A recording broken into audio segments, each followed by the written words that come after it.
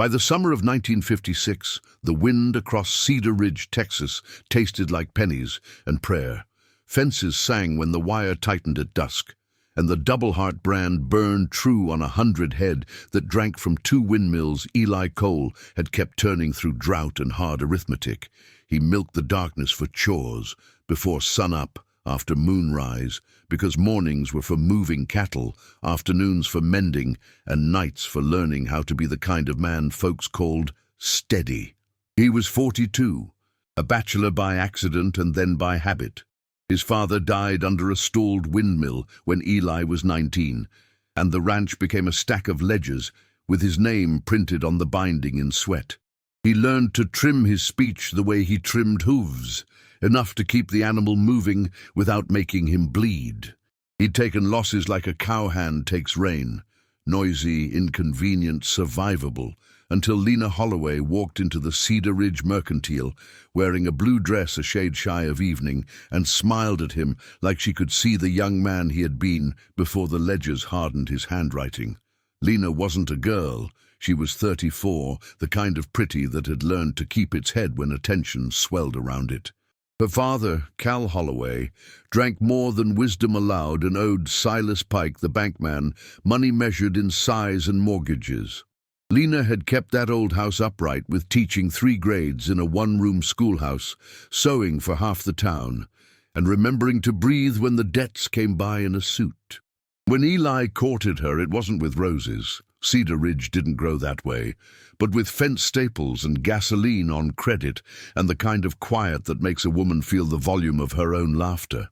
By June, the church ladies had picked hymns and gossiped themselves into a lather.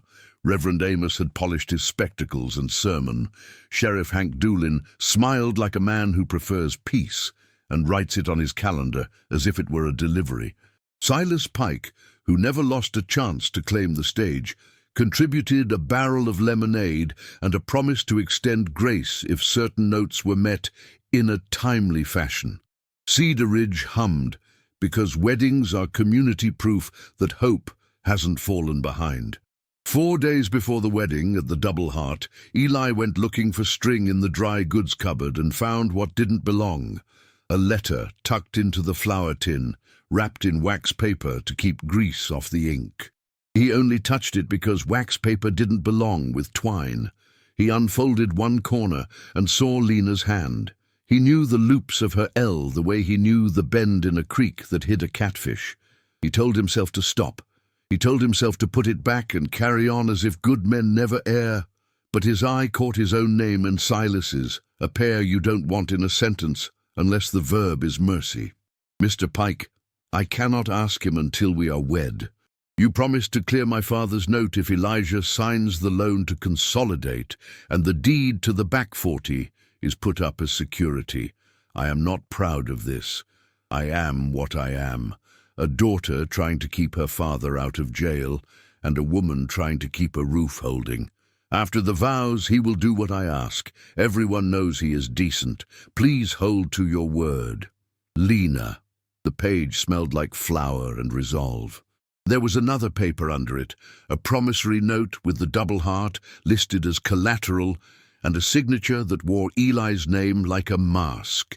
The E leaned the wrong way. The J he never used was there, bold as a lie. He stared at it with the stillness of a man who has learned to let hurt show itself before he starts to move. Then he put every paper back with care a mother gives a sleeping infant. He closed the tin. He sat on the stool by the stove and listened to his house the way a rancher listens to fence for the sound of a break.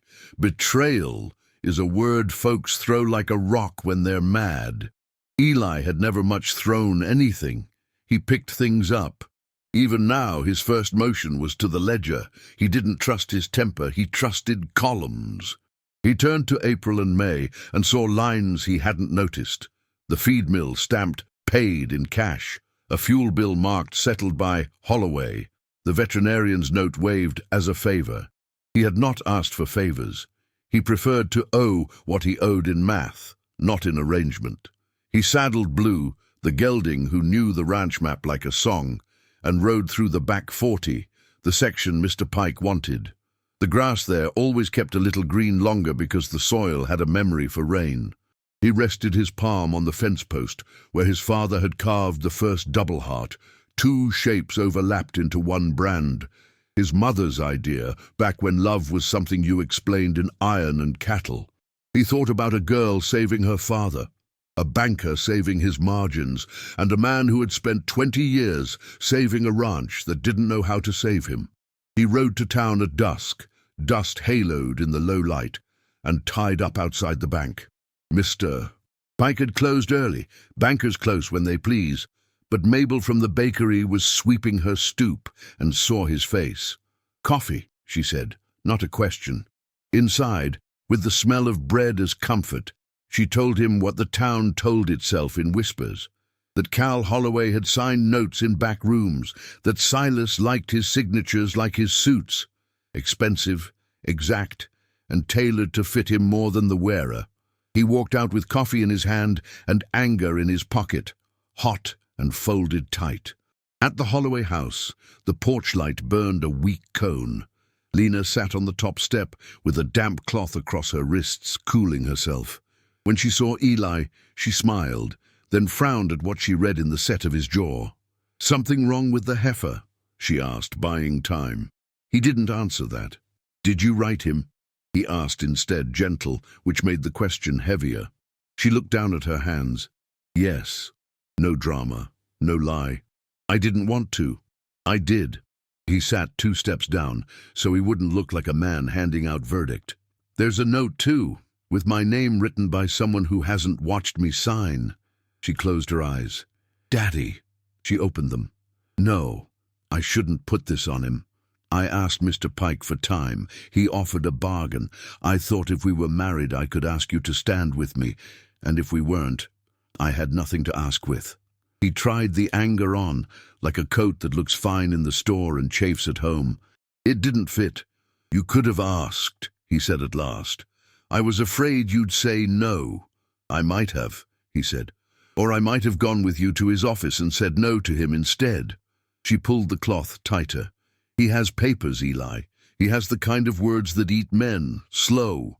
"I've got papers too," he said, and flipped the ledger in the air with 2 fingers like a coin. "And one of them has my name in a hand that isn't mine." They listened to the night creatures tune up, the far cattle, the near crickets, a dog 4 houses over who always barked late. "I didn't mean to betray you," she said, and the word fell like a shoe you never wanted to hear. "I meant to save what's left of my people. Sometimes both don't fit in the same basket." "Maybe not," he said. "Maybe they could, if we start by not letting a banker pack the basket." She looked at him like a woman who hasn't been offered partnership in a long time. "What are you going to do?" He stood. "I'm going to sleep, and I'm going to think, and on Saturday I'm going to walk into that church.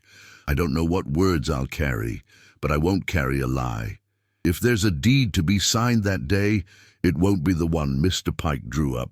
"Eli," she started, apology and hope tangled. But he touched the rail with his fingers and left before she could finish sewing something with words that didn't match the cloth of the week. All day Friday, Cedar Ridge rehearsed the wedding the way towns rehearse storms, talking about umbrellas and forgetting how to close windows. Silas Pike worked behind his mahogany with a pencil that carved more than it wrote. Sheriff Hank played checkers in the shade, where he could see the street without seeming to. Reverend Amos reread scripture for sentences that could steady a bruise. Eli hauled the strongbox from under his bed to the kitchen table and sorted his life into piles. Deeds, tax receipts, letters in his mother's slanted hand, pay stubs for the boys who rode for him last fall, and a sealed envelope his father had left labeled, "For choosing days." He had never opened it. Opened.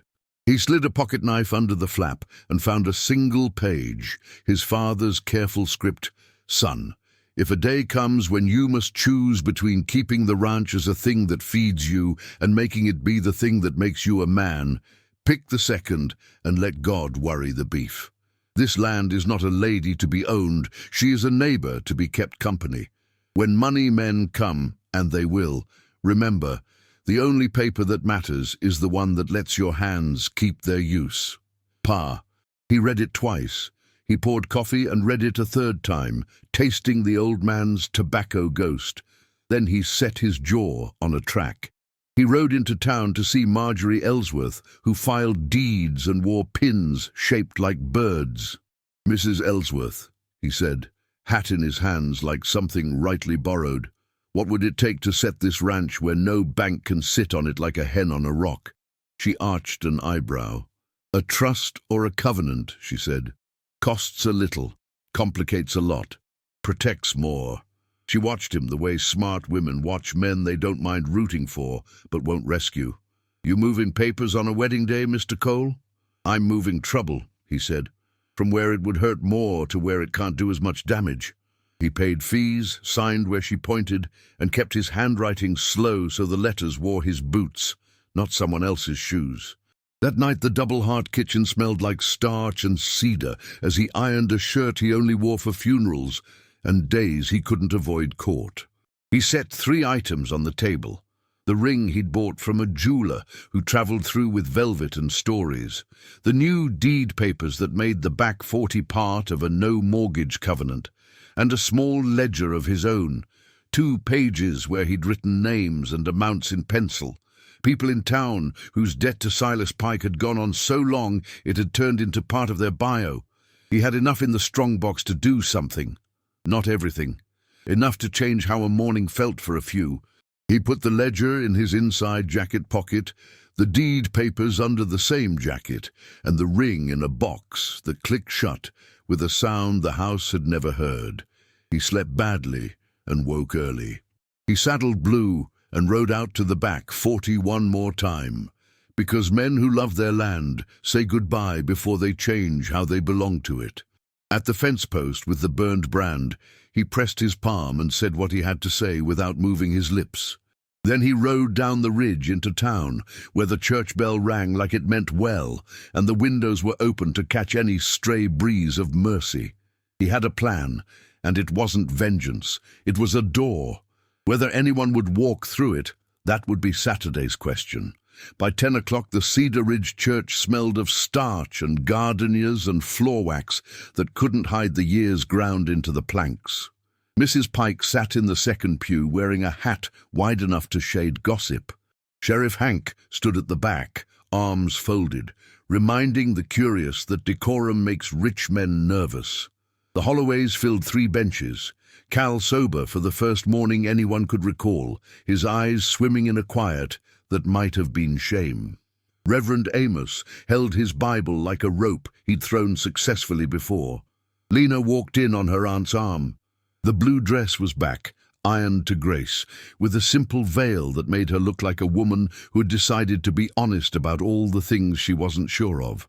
She saw Eli, clean-shaven, the coat sitting on his shoulders like it had finally forgiven him for being a rancher, and slowed half a step. He didn't look angry. Worse and better, he looked decided. He stood with her at the front, while Amos cleared his throat and told the congregation that weddings were covenants, and covenants were not merely about yes, but about no to every other easier thing. He spoke mercy over poverty and hope over arithmetic. Then he asked the question every church in the country knows by heart. If any man knows of any reason, it is a dangerous sentence to leave open among people who carry papers in their pockets. Eli stepped forward, turned, and faced the room. "I know a reason," he said, words even, the kind of even you get from reading cattle, not speeches. The room tightened like a cinch. Silas relaxed into a smile that had been waiting for its cue.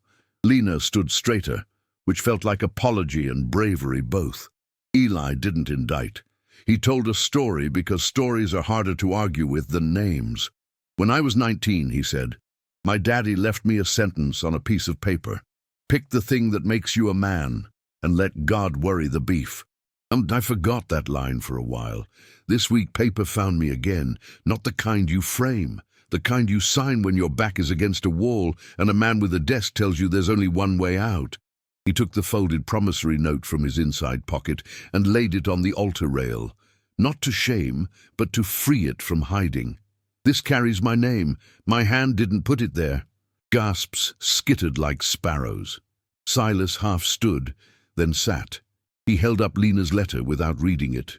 "This is a woman's plea to keep her father from a noose made of numbers." He set it beside the forgery. "Both papers say something's wrong in this room, and it isn't this woman." Mrs. Pike hissed through her teeth. Sheriff Hank shifted his boot, and the floor obliged with a creak that sounded like a warning. Eli turned to Lena, not the room. "You could have told me. I might have said yes to helping. I might have said no. We'll never know. But I know this. I won't let a vow be a lever for a note, so we can't stand here and pretend this is an ordinary ceremony." He paused, not to gather himself, he was already gathered, but to place what he had been carrying on a table we didn't know existed. He reached into his jacket and took out the deed papers he and Mrs. Ellsworth had drawn the night before. "This morning, I signed the double heart back 40 into a covenant that no bank can mortgage. It stays with the ranch and the people who work it. It isn't mine to wager, and it isn't Mr. Pike's to seize. The water on that piece is for cattle and neighbors and the school when their pump stutters. If I die with no wife and no children, it passes to the hands that keep it, not to any desk that lends out kindness at interest." People shifted. Mrs. Talbot, whose well ran dry last August, the Garcias, who hauled barrels every Saturday in a pickup that always coughed, young Tommy, who'd ridden fence for Eli last fall and sent half his pay home. Some leaned forward as if words were bread. Eli set the papers in a blue folder and put it on the rail. Then he lifted the little ledger with names and sums. "Some of you owe Mr. Pike the kind of money that keeps a man from standing up straight. I can't wipe it clean, but I can knock it down." He read 5 names. Mabel's oven loan, you don't bake bread with worry. The Garcia's pump repair, Cal Holloway's smallest note, so a daughter's love stops getting used as collateral. Tommy's saddle debt, Mrs. Talbot's medical bill. He set an envelope for each on the rail. Murmurs turned into a sound a room makes when surprise is lifting something heavy off its chest. Silas found his voice. "Mr. Cole," he said, smoothing his tie, "this is a church. We respect charity. But you are confusing sentiment with business. Those notes are legal instruments. Charity muddies water." Eli nodded, as if some part of him were tired and glad to hear the argument he expected. "Water needs muddling when it's been hogged," he said, "and business is fine until it builds gallows." He didn't raise his tone. Hank didn't have to shift his boot this time. Silas sat back down because he finally noticed the congregation, not just the account holders. Lena spoke then, voice carrying without strain. "Mr. Pike told me he'd clear Daddy's biggest note if I brought Mr. Cole to sign a consolidation after the wedding breakfast. He looked at his watch as if vows were a timetable. I wrote the letter, you see, because I was afraid. Afraid to ask Eli straight, afraid to lose what little we have, afraid to be known for choosing my father over my future. I was wrong about at least 2 of those." Silas started to object. Amos lifted a hand, palm out. "Mr. Pike." It wasn't a threat. It was a pastor drawing a circle around the sacramental act of telling the truth. Eli turned back to Lena. The church went as quiet as a pasture before a storm. "I won't put you in a place where a ring equals a signature," he said. "So here's what I offer, and you can accept or walk away. We cancel this wedding today. No one shames you walking down the aisle in reverse.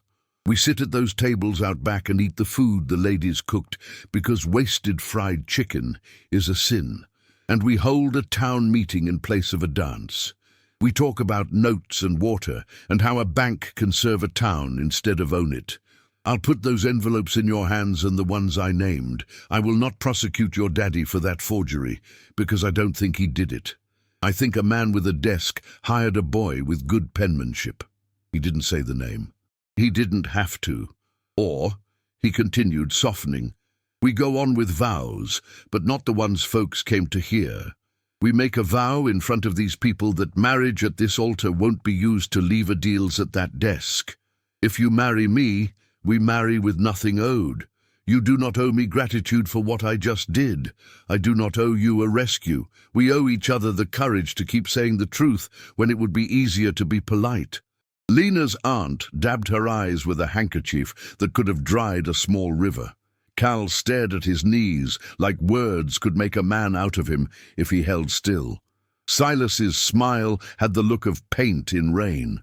Lena stepped closer to Eli, lifted the veil back, and spoke so only he and the first two pews could hear, but the church heard anyway. "I can't marry you today," she said, not with shame, but with the kind of honesty a decent man can stand beside. "Not from a place that still smells like fear, but I won't run." She turned to the room. "I will live in this town and pay what we owe the right way. I will not be a leaver. I will be a pair of hands." She looked back at Eli. "If you'll have my company as a neighbor, I'll earn back the right to be asked again. Not because of small-town pity, because I become the kind of woman who can stand here clear." The room didn't gasp. It exhaled. It's rare to watch two people decline the easy harm and choose the long work where everyone can see them do it. Eli nodded once, the way men nod on a ridge after they decide to cross in daylight. He took the ring box from his pocket. He didn't open it. He set it on the rail beside the blue folder and the envelopes. "This doesn't get wasted," he said. "When we're done with chicken, I'm taking that ring to Mrs. Ellsworth to keep in trust, not a legal one, a town one. When Cedar Ridge needs something no one can afford, but all of us would use, we'll sell it. A water tank, a school furnace, a plow no one man can buy, I don't care which. The town will decide." The stunned part didn't come from a scandal. It came from decency practiced with precision. Amos closed his Bible and said, "We will now proceed with grace." Not a name, a practice. He dismissed them to the fellowship hall like a general dismissing troops after a fight no one got paid to wage. Out back, the tables groaned with potato salad and deviled eggs and pies that had been the talk of Thursday. The barrel of lemonade stood beneath a cottonwood like a captured cannon. Eli and Lena walked side by side, not touching, which said more than holding hands would have. Mabel thrust a plate into each of their palms, and a chicken leg onto each plate like a woman who knows peace needs calories. At a corner table, under a triangular banner that read, "Congratulations," in letters that looked out of work, Sheriff Hank made a show of writing notes while keeping an eye on Mr. Pike, who sat alone with a fork he found untrustworthy. Mrs. Ellsworth arrived late, papers in her satchel. She found Eli by the lemonade. "You moved quick," she murmured, approving of the speed. "Now let's file the rest before any man with a tie gets creative." A deal. They set up an impromptu town meeting with Amos as moderator because his voice could hold a room without fences. Eli explained the covenant on the back 40. Mrs. Ellsworth explained how a bank could serve a trust, and how a trust could stiff-arm a greedy mortgage. Folks asked what needed asking, how much, when, where. Eli handed out the envelopes with the small notes paid down and told each name he said that he wasn't giving charity. He was buying himself a quieter night's sleep. Silas tried a counter-offensive, policy recited in a tone designed to bore and rule. He quoted clauses as if the town were a jury that had to be impressed. Hank cleared his throat in that way lawmen do when the weather is about to change, and Mr. Pike remembered he had an appointment he'd rather keep than finish a plate of potato salad that had begun to taste like humble pie. By late afternoon, the fellowship hall had turned into the kind of place where decisions make a new map, names beside tasks, Sundays marked for meetings about the school heater, a dusty chalkboard explaining how a co-op could own a hay baler outright by fall if 10 families bought in with work instead of debt. Lena stayed. She washed pans the size of washtubs and listened more than she talked. Cal sat on the back steps and didn't drink. Eli moved through the room, making sure nothing got left on a counter that would spoil overnight, including feelings. As the sun fell square against the windows and the cottonwoods made shadows like lace on the floor, Amos found Eli and said, "Son, you made a vow today. It didn't have rings, but it laid out terms. You ready to keep it when you wake up mad tomorrow? I'll wake up early, Eli said. Be mad by breakfast. Be decent by noon. He turned and found Lena watching him from the kitchen doorway, a dish towel twisting in her hands, worn out and bright-eyed and not ruined. He tipped his hat like it was day one and not the strangest wedding day Cedar Ridge had ever seen. What stunned the town wasn't that a bride and groom didn't go home together. It was that a man who had every right to hold a grudge chose instead to hold a door while other folks walked through carrying the heavy end. Scandal burns hot and quick. Cedar Ridge had a different kind of fire now, slow heat under a stew that feeds a county. The week after the wedding that wasn't, folks went back to living, but with a new habit, checking the town board before they checked their own fences. By Monday, a list tacked to the mercantile bulletin board read like a new covenant. Tuesday, Pete brings a team to level the site for the water tank. Wednesday, Mabel hosts pie auction proceeds towards school furnace. Saturday, co-op meeting at Double Heart Barn. Mr. Pike tried to act like the wind hadn't shifted. He sent polite letters printed on heavy bond, reminding folks that grace has limits and interest does not. He called down to the county seat to see if a covenant could be unwound with the right knife. He discovered that Mrs. Ellsworth had wired the paperwork to Austin faster than a rumor travels, and that the librarian's boy, who worked Saturdays at the courthouse, had posted the documents with a punctuality that would have pleased the Almighty. When he threatened Cal Holloway with foreclosure on the big note, Hank dropped by the bank and sat in Mr. Pike's office chair until the banker remembered that the sheriff's radio works indoors too. Lena moved into a room above the Holloway house with her aunt, while the front room got new wallpaper and Cal got used to drinking coffee without something darker in it. She went back to the schoolhouse when summer session started, reading Tom Sawyer to kids with bare knees and ears open wider than their hats. In the afternoons, she sewed, hemming pants, mending hearts nobody admitted were broken. People tried not to say, "Poor thing." She helped them by not acting like one. Eli rose earlier than usual because the back 40 had to be walked twice a week. Covenants are like fences, fine in print, better checked with eyes. He moved through town without hurry, and with hands that always had a tool. He listened. Listening became part of the work. Men would corner him to talk about the co-op like they were proposing a war. Women would catch his sleeve to ask if the school furnace should be bought used from Abilene or new with a warranty. Kids began to wave at him as if decency itself rode a blue gelding. On the first Saturday at the Double Heart Barn, the town came in overalls and Sunday shirts because sometimes you dress for both. Amos opened with a prayer whose only petition was for patience. Mrs. Ellsworth brought a chalkboard and wrote in a tidy hand, "Co-op rules. 1 vote per household, work hours equal to cash where possible, transparency in books like windows without curtains." Mabel brought biscuits. Hank leaned against the wall and didn't have to say a thing. Peace stood there with him. They took up the matter of the water tank. The ring sat in its velvet box on the table like a moral. "We could sell it now," someone said, "or we could keep it until we have to choose between 2 goods, Amos offered. Eli did not chair. He sat in the 3rd row, contributed only when asked, and kept his boots still because he knew the sound of a man trying to lead when he should be building benches. They voted to keep the ring in Mrs. Ellsworth safe until October. The co-op would try to raise half the cost of the tank in labor and auctions. If they fell short, the ring would go with tenderness and a receipt, and the tank would rise like a new spine on the east end of town. Through July, the bank's letters got softer around the edges. Silas learned to blink when Hank walked by. He learned to make small talk with the Garcias about rain and pretend he'd always known the names of their daughters. He called Eli once, voice like a man testing the ice on a pond, and proposed a reconciliation ceremony in which Eli would sign a new, gentler loan as a gesture of goodwill. Eli laughed, not cruelly. "Mr. Pike," he said, "goodwill isn't a note, it's a casserole." Then he thanked him for the lemonade and hung up. Lena and Eli inhabited the same town without theatrics. They saw one another, in the mercantile aisle by the flower, at the pump by the schoolyard where the new tank would stand, on the street when polite cars slowed for their politeness. He tipped his hat. She smiled with her eyes first.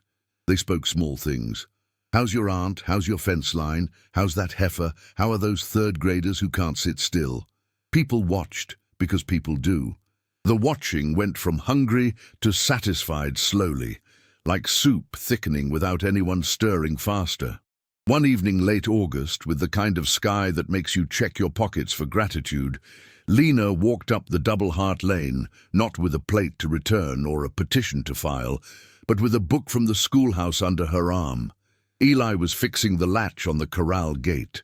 Blue shifted his weight and huffed in approval when the new pin slid home clean. "Am I interrupting?" she asked.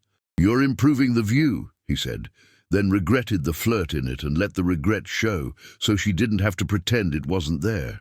"I brought you something," she said, offering the book. Walden by Thoreau, which had been read by 3 classes and still had the gum of a child's thumbprint on page 57.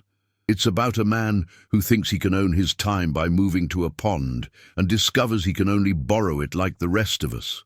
Third graders don't much care for it. "I thought you might." "I don't sit long with books," he said, "but I can stand and read if the light's right." She told him about Cal, how he had signed into a program at the county that would swap labor for payments, how sobriety makes a room echo until it fills with other things. He told her about the co-op, how Mabel had raised $30 with a pie he swore had actual summer in it, how little Tommy had stood up and said he'd work 2 extra Saturdays to pay for the wrench he broke without lying about it. They stood in company without needing the clock to bless them, which is something you learn to do in your 40s. People older than you are pleased when you learn it, and people younger catch the skill like a tune. "Do you hate me?" she asked, plain, no drama carried in that bucket. "No," he said. "I wanted to for an hour or 2. Didn't take. Hatred's too big to share a house with. I live in a small one." "I'm sorry," she said. "I know," he said. "I'm sorry too. Not for what I did, for the shape of the world that put you at that desk with that man. I'm sorry that I didn't ask better questions sooner. We could have done this different. We can do different now," she said. "That's the nicest sentence in English," he said, and meant it. When she turned to go, she stopped at the fence where the Double Heart brand had burned 2 interlaced shapes years before. She touched it with 2 fingers, as if to say grace. "Eli," she said without turning, "if you ever ask again, ask me on a day without papers. Ask me after we've done a year of honest being seen." "I will," he said, surprising himself not with the promise, but with how easily it fit in his mouth. September brought a cold snap that made the town's thoughts turn to heaters.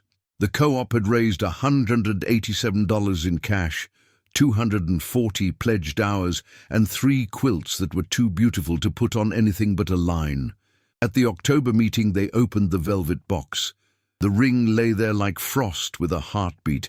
Amos prayed not for money, but for the willingness to put what you love into service of what you all need. They voted. It was close because beauty has its claim.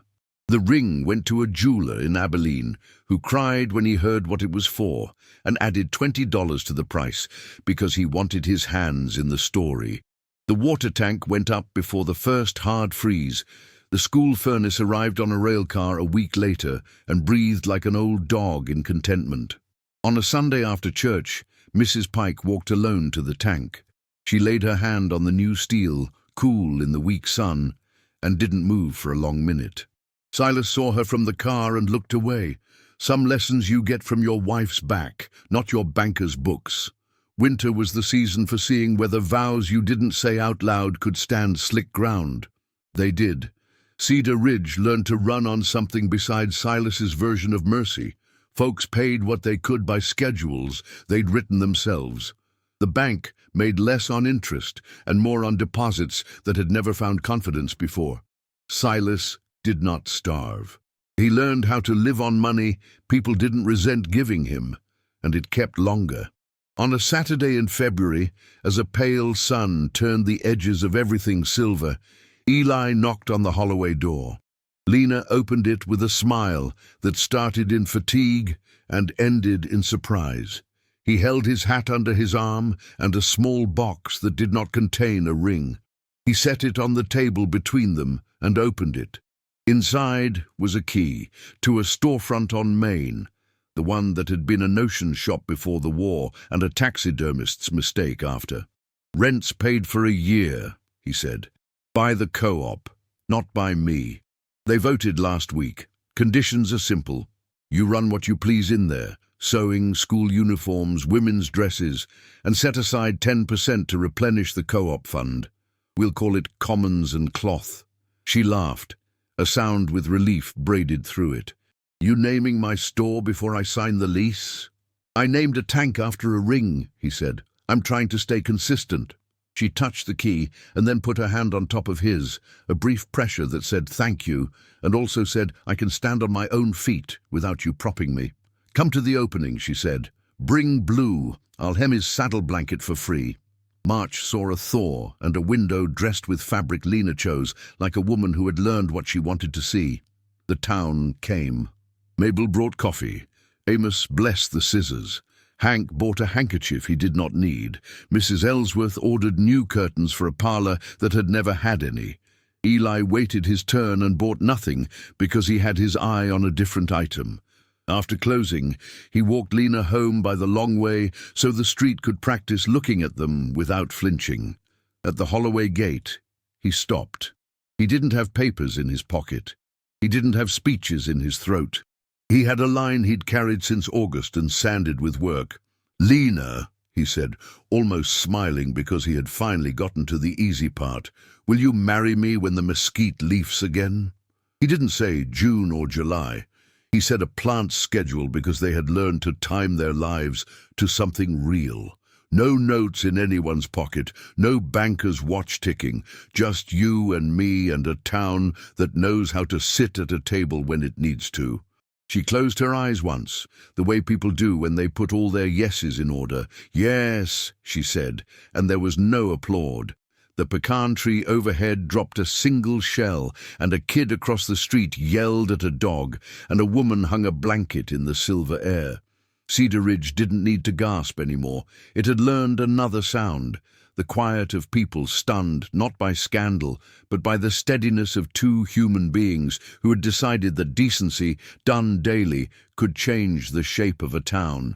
When they married in May, Reverend Amos read the same passage and added one line of his own, written on a scrap of paper that didn't make it into any ledger, but did the real work. "Vows," he said, "are promises made to the future in front of the people who will have to live with them." The whole town stood up as witness, not to a fairy story, but to a pair of lives that had been told out loud and corrected where the grammar was wrong. And if any man had a reason to object, he kept it to himself, because Cedar Ridge was busy practicing what it had learned on the day a wedding became a commons and a ring became a water tank.